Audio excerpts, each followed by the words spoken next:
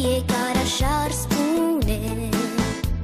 Caut permanent cuvinte pentru a-i mulțumi vreodată, doar că m-am mai prea cu minte să aștept pe vreo răsplată. Slavă, Doamne, ție pentru așa o bogăție. Slavă ție, Doamne, pentru bunătatea mamei.